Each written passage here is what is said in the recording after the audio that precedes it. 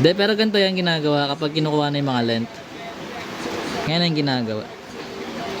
Then kapag naman sa tangent, kasi meron ding chord eh, kasi inscribe angle naman yun. 'Di ba? Kunyari, meron kang dalawang chord. AB, tapos C, AC. So, tapos meron kang mabubuong angle dyan, yung perform ka na angle. Ito is inscribe. Magkaiba yung inscribe sa central angle. O, sabay na natin. So, central angle naman, meron doon yung center.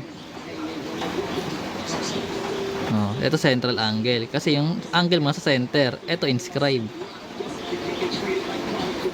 Ito central. Yung pinagkaiba nila. Sa central angle, kung ano yung measure ng angle mo dito, equal siya sa arc.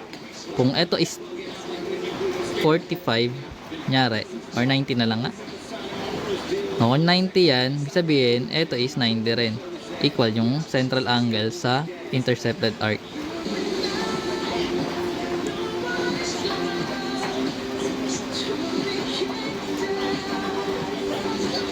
Yan. Then yung inscribe angle naman is equal sa 1/2 ng arc nya, intercepted arc.